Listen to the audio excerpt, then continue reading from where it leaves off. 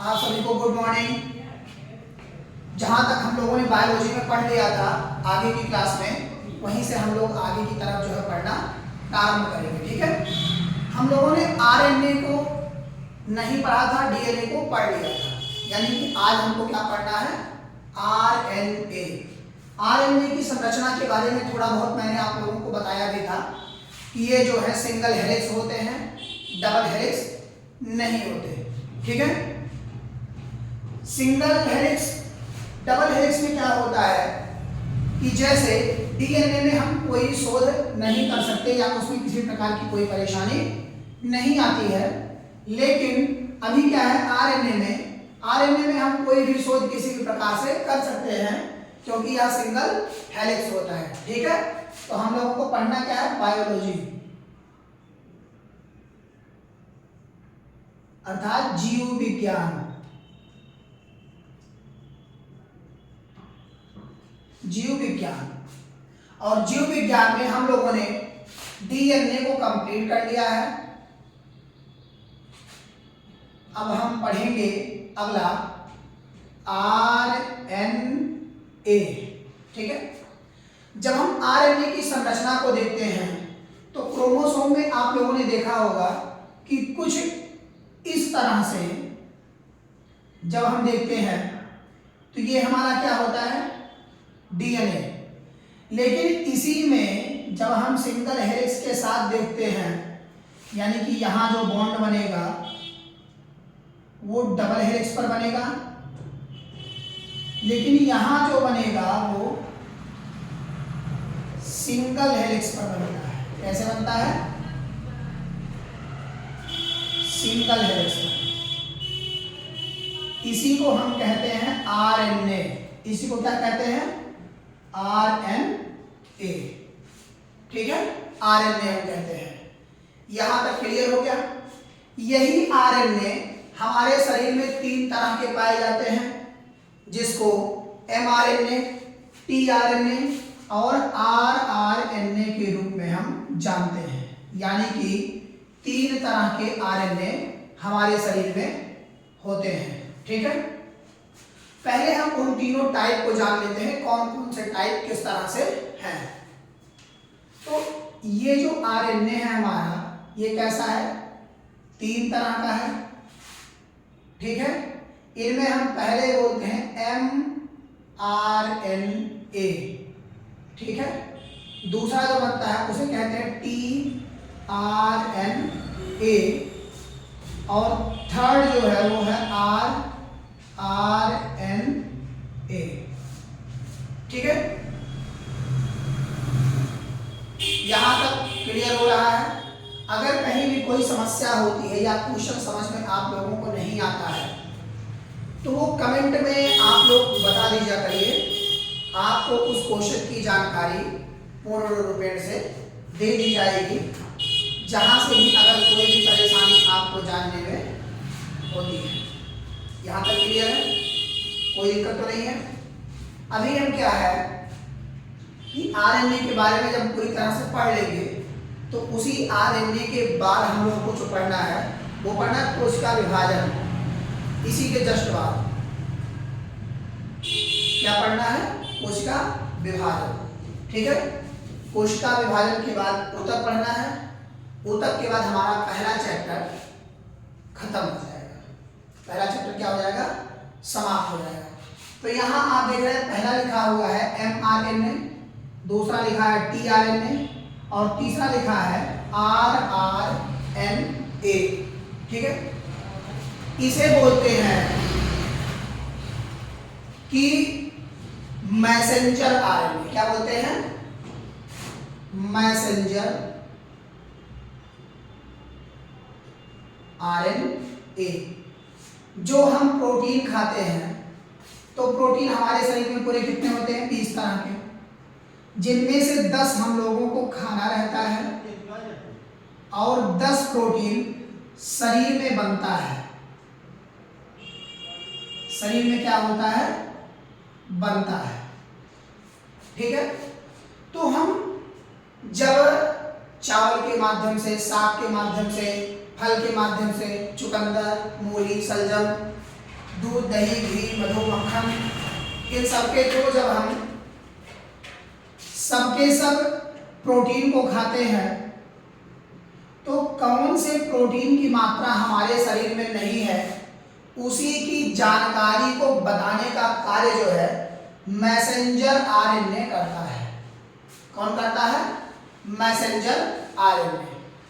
अब इसी messenger RNA की जानकारी देने के बाद, यानी कि हम कह सकते हैं यह प्रोटीन की जानकारी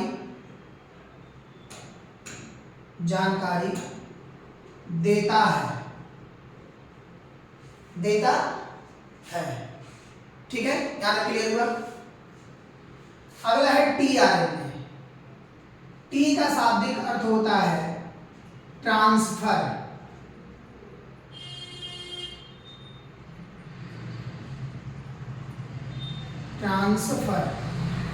ठीक है, ट्रांसफर का मतलब होता है कि जैसे भेजना,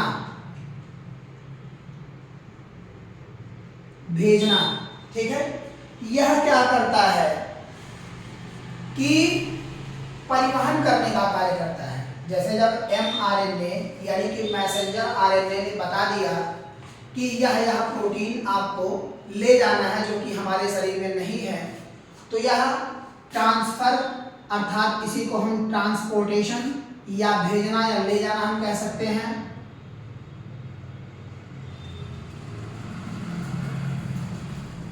ट्रांसपोर्टेशन का यह कार्य भी करता है, ट्रांसपोर्टेशन का भी कार्य करता है। ठीक है, यानी कि यह ले जाने का कार्य करता है। अब ये आरएनए का क्या मतलब है? इसका भी कोई ना कोई रीजन होगा, कोई ना कोई कारण होगा आरएनए का। तो इसे कहते हैं राइबोसोम आरएनए। क्या बोलते हैं? Ribosome RNA. राइबोसोम आरएनए, इसमें क्या होता है इस आरएनए में कि जब हम प्रोटीन का पाचन यानी कि 10 प्रोटीन का पाचन हम इसके द्वारा कर लेते हैं, यानी कि मैसेंजर द्वारा बताया जाता है और ट्रांसफर आरएनए द्वारा ले जाया जाता है, तो बाकी के 10 प्रोटीन हमारे शरीर में बनते हैं।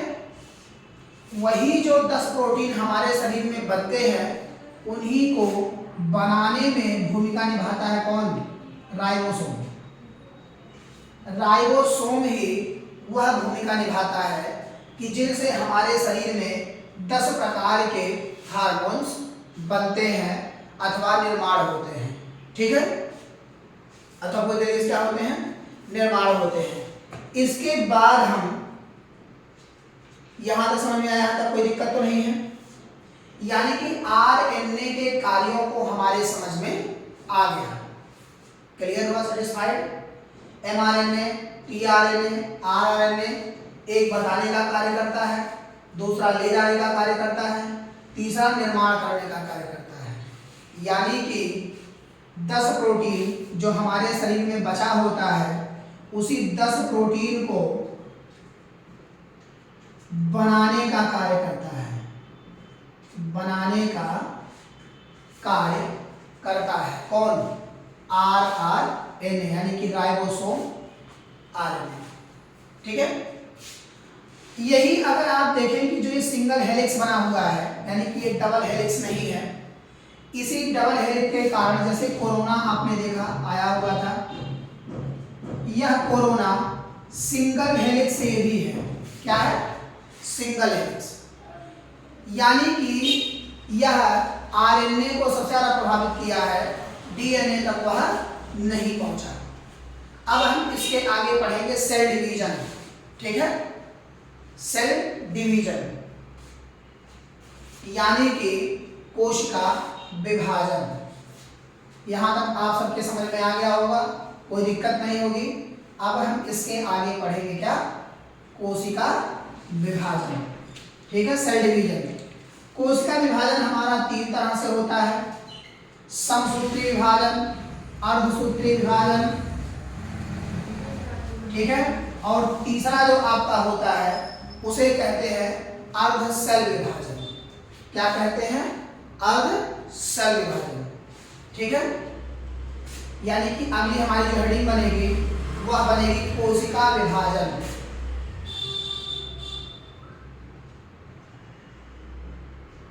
कोशिका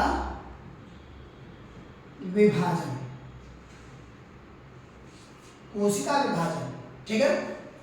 इसी कोशिका विभाजन में जब हम बात करते हैं तो यह कितने टाइप का? 3 तरह का होता है। पहला, इसे कहते हैं अर्धसूत्री विभाजन, अर्धसूत्री विभाजन। दूसरा जो हमारा होता है उसे कहते हैं समसूत्री विभाजन।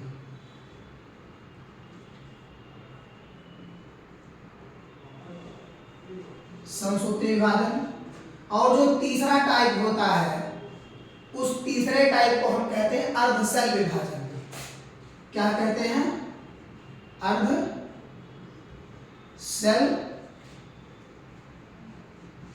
विभाजन, ठीक है। इन 3 टाइप के कोशिका विभाजन को हम लोगों को पढ़ना है। पहला अर्धसूत्री, दूसरा समसूत्री, तीसरा अर्धशैल विभाजन, ठीक है।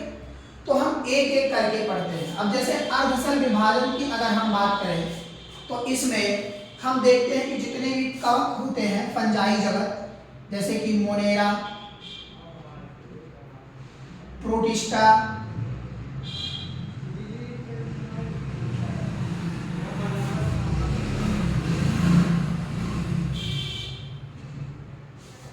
इन लोगों को इसमें रखा जाता है। क्यों?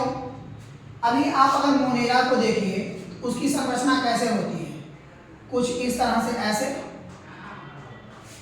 मोनेरा को जब आप देखते हैं तो कुछ इस तरह से ऐसे होती है और इनके न्यूक्लियस जो है यहाँ बीच में बने होते हैं। न्यूक्लियस इसी तरह बीच में बने होते हैं। जब इनको टूटना होता है तो इसमें सिर्फ मेल खंडित होते हैं, फीमेल नहीं, क्योंकि फीमेल इसमें होता ही नहीं है।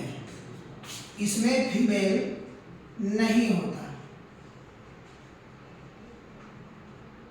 सिर्फ इसमें क्या होते हैं? मेल, मेल होते हैं। यही मेल आपस में ही अपने शरीर को सिकोड़ करके 2 खंडों में तोड़ लेते हैं। जैसे कि पहले इस तरह से कुछ होगा, उसके बाद संरचना इसकी और चेंज होगी तो कुछ इस तरह से ऐसे फैल जाता है, ऐसे करके।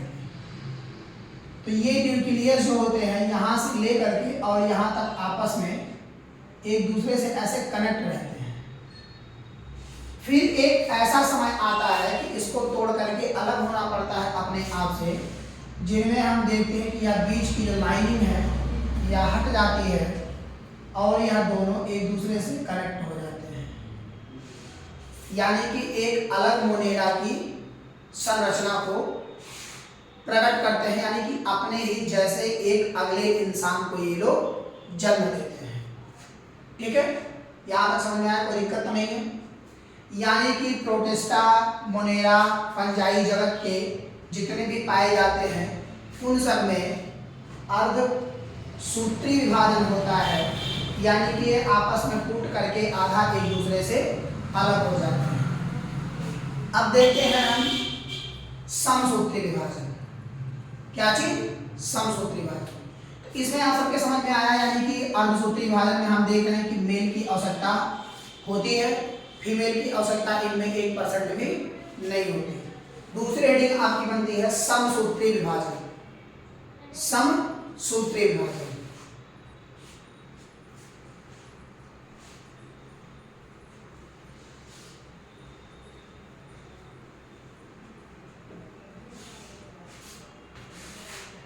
जब हम समसूत्री विभाजन को देखते हैं, यानी कि दूसरा टाइप, इसे कहते हैं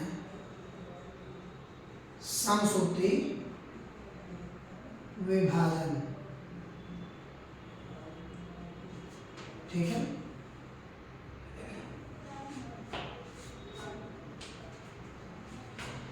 समसूत्री विभाजन में क्या होता है कि जैसे हम अगर बात करते हैं तो इनमें मेल अर्थात पुरुष और स्त्री दोनों की आवश्यकता होती है, जिन्हें हम बायोलॉजी भाषा में मादा और नर ये दोनों कहते हैं। ठीक है, यानी कि इससे बढ़िया हम कह लें कौन, मेल और फीमेल। क्या कह रहे, मेल और फीमेल। ठीक है,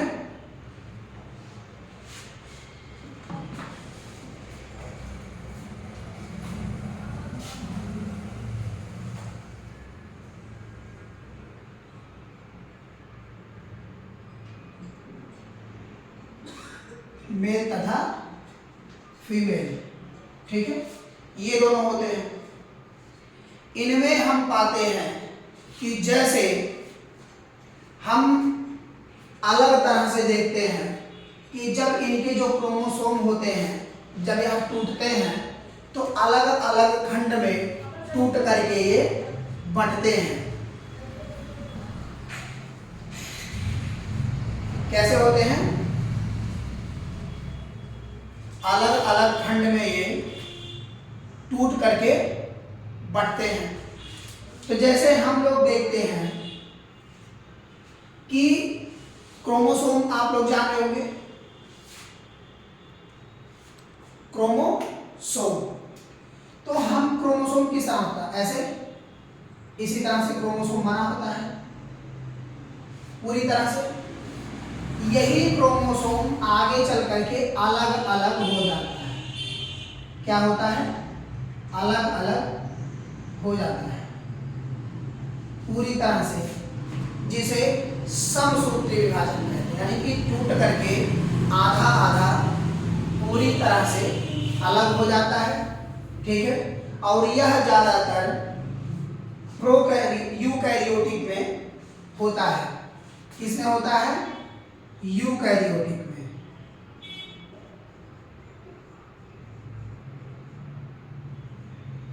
यूकैरियोटिक में पाए जाने वाले जीव के अंतर्गत यह परिवर्तन देखा जाता है।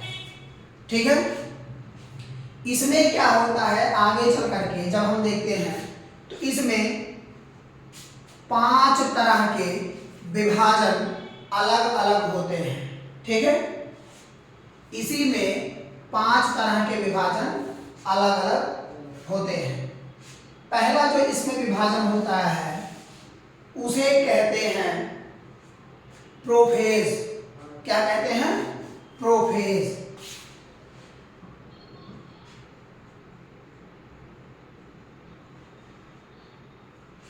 प्रोफेज। ठीक है, प्रोफेज में क्या होता है, प्रोफेज में क्या होता है कि केंद्रक का विभाजन अर्थात न्यूक्लियस का विभाजन इसी प्रोफेज के अंतर्गत होता है कि न्यूक्लियस टूट करके 2 भागों में बंट जाता है। जैसे ये क्या है, क्रोमोसोम है, उसी तरह जो न्यूक्लियस होता है वह टूट करके आधा आधा आपस में बंट जाता है। ठीक है, यानी कि केंद्रक।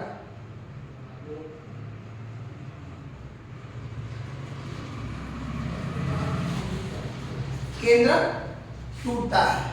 ठीक है, उसके बाद अगली जो हेडलाइन आती है यानी कि दूसरी को बोलते हैं मेटाफेज। क्या बोलते हैं, मेटाफेज।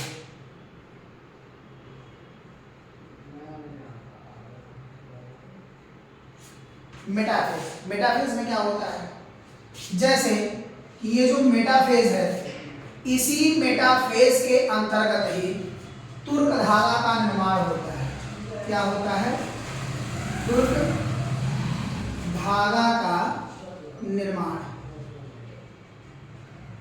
आप ये हिस्सा देख रहे हैं, इसी को बोलते हैं तुर्क धागा। जब क्या होता है कि एक ही क्रोमोसोम अलग अलग पार्ट में 2 तरह से डिवाइड हो जाए, इसकी संरचना पहले ही मैंने आप लोगों को बताई है कि कुछ इस तरह से ऐसे ये बना होता है जो एक दूसरे से जुड़े होते हैं। यही आपस में अलग हो करके समान मात्रा में अलग अलग टूट जाते हैं। समान मात्रा में अलग अलग इसी तरह टूट जाते हैं और टूट करके एक दूसरे से अलग हो जाते हैं। क्या होते हैं? अलग, यानी कि टूट करके एक दूसरे से अलग हो जाते हैं। तो इसी मेटाफेज के अंतर्गत यही जो तुर्क धागा है, इसी तुर्क धागा को ही मेटाफेज के अंतर्गत रखा गया है। तीसरा जो है वो है एनाफेज। क्या है?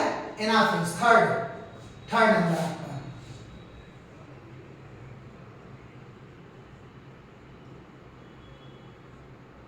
एनाफेज, ठीक है। इस एनाफेज के अंतर्गत क्या क्या आता है? इसी एनाफेज में हम देखते हैं कि जब कोशिकांग ध्रुव की तरफ पूरे तरीके से चले जाते हैं, ठीक है, यानी कि किनारे की तरफ सिमट जाते हैं और बीच से न्यूक्लियस हल्का सा दब जाता है। जैसे कि कुछ इस तरह से ये कोशिका है, यह हमारा बीच में क्या होता है? न्यूक्लियस होता है और यहाँ भी किनारे एकदम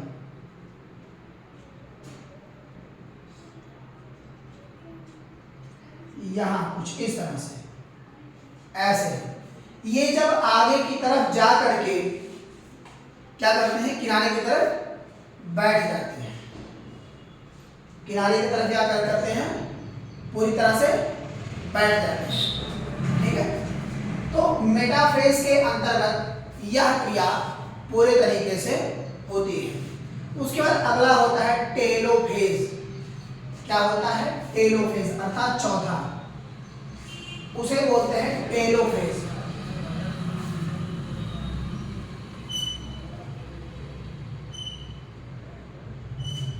इस टेलोफेज के अंतर्गत विभाजन